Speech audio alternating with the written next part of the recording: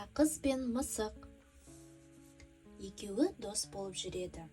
Бір күні мақта қыз үйін жинап жүрсе, бір мейіз тауып алады. Мысықты шақырады.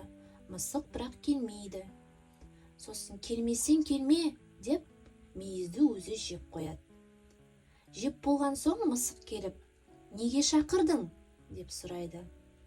Мақта қыз айтпайды. Сосын мысық айтады. Ендеше қатығыңды төгем дейді.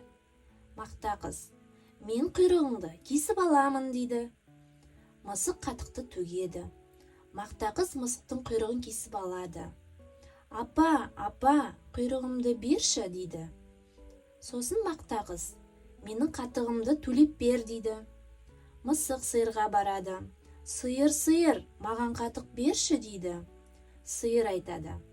Менің қарным ашып тұр, маған жапырақ әкеліп бер дейді. Мысық ағашқа барып, ағаш, жапырағыңды берші дейді. Ағаш айтады. Мен шөлдеп тұрым, су әкелсем, жапырақ беремін дейді.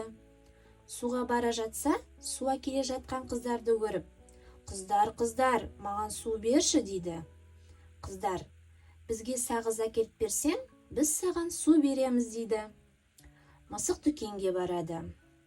Ай дүкенші, маған сағыз берші дейді. Дүкенші, маған тұқым бер дейді. Мысық тауыққа барады. Тауық, маған тұқым берші дейді. Тауықтар айтады. Бізге дән әкеліп берсең, біз саған тұқым береміз дейді. Мысық, енді не қыламын деп бара жатса, бір ін қазып жатқан тышқанды көреді. Мысық тышқанды қорқытып, жаның барыңды айт, үйіңде не бар дейді.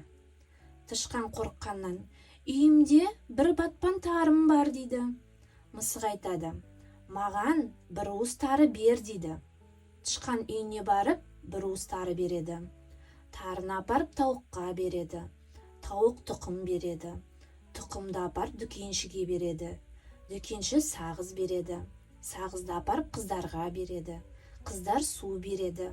Суды апарып ағашқа береді. Ағаш жапырағын береді. Жапырақты апарып сиырға береді. Сиыр қатық береді. Қатықты апарып мақта қызға береді.